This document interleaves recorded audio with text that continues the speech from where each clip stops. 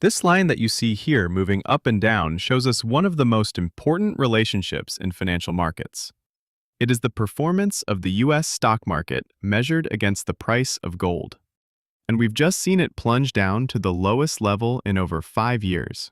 This is potentially marking the beginning of a generational transfer of wealth that is going to be taking place over the coming years. The people who take advantage of this will come out significantly wealthier. We can look at the stock market measured in gold prices over the last 100 years and see that there's been multiple large moves down in this ratio. Most of these have been associated with some kind of systemic financial crisis, like the Great Depression, the dot-com bust, and the 2008 financial crisis. Or with periods where inflation was out of control, like during the Great Stagflation of the 1970s. In fact, most people believe that gold prices only rise when inflation is running out of control. For instance, when gold prices rose from $35 an ounce all the way to $670 an ounce in the 1970s, that was indeed a direct result of out-of-control levels of inflation in the United States.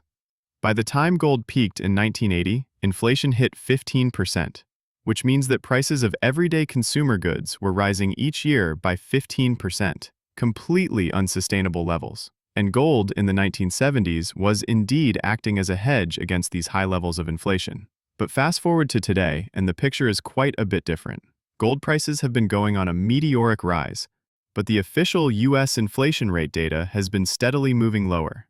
In fact, if we zoom out to the early 2000s, we see that gold experienced a substantial rise in its prices without any big wave of inflation like in the 1970s. The root cause of gold's rise today is something very different to what we had in the 1970s. But arguably, it's something that's potentially a lot more dangerous and could have an even larger impact on people's lives. Instead of comparing the price of gold to inflation, let's compare it to the level of US government debt. This line here shows us the ratio of government debt to GDP. So it's a way for us to know how good or bad of a shape the US government's financial situation is. And as we can see, gold prices have been intimately correlated to how bad the government's financial situation is. As trust in the US government's financial situation diminishes, that means that trust in US Treasury bonds diminishes. Now, both gold and US Treasury bonds are financial assets, and both have the goal and objective of being a safe haven asset, or, in other words, the goal of keeping their value. The size of the US government Treasury bond market stands at $27 trillion, while gold's market cap stands at $22 trillion. So here we understand why. As trust in Treasury bonds diminishes, that has been directly benefiting gold's rise since the early 2000s. It is a direct result of the government debt crisis that has been unfolding for decades. Now the question is, how bad is all of this going to get, and what does it mean for the stock market?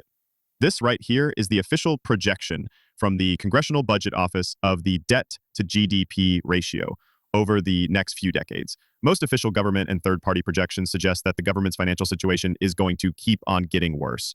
This is due primarily to long-term structural issues like an aging population, which is going to increase spending on Social Security and health benefits, but also rising costs on interest payments, as well as taxes that are generally too low to keep up with all of this spending. Clearly, this isn't a very sustainable situation and could possibly end quite badly. So we're going to look at 4 potential scenarios for how all of this could play out, and then I'm going to highlight which one is the most likely under the current administration. Scenario A, austerity. Here, the government would aim to cut back on its spending in a significant way. But as we just mentioned, it's unclear how feasible this actually is due to the many structural long-term forces pushing government spending higher. If somehow the government is actually able to do this, that would increase confidence in the government's budget, likely leading gold prices lower. But on the flip side, it would cause economic growth to slow down because of lower government spending. The US government has been running a deficit of $2 trillion per year since 2020, which has given a significant artificial boost to economic growth over this time period. All of a sudden, removing this deficit spending would lead to lower levels of growth. So in scenario A, we would see both lower gold prices and lower stock prices. Now, while the current administration has talked about higher levels of government efficiency, it has not talked about making deep cuts to government spending, which does make this austerity scenario quite unlikely right now. Scenario B, higher taxes. The government decides to increase taxes in a substantial way in order to keep up with its spending. This would, of course, be extremely unpopular and would likely damage economic growth significantly, as it would directly reduce the purchasing power of the average American. It would cool down concerns regarding the government's budget and stop gold from rising so aggressively.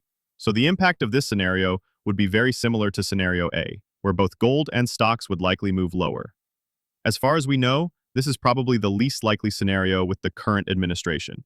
If anything, Donald Trump has talked about reducing taxes, certainly not raising them. Scenario C, do nothing. This has more or less been the government's philosophy for the last 5 years. It would allow the government to keep on spending without needing to raise taxes. At first, it avoids any damage to economic growth, which could mean that the stock market can keep rising over the next few years. But it comes at the cost of a higher debt to GDP ratio.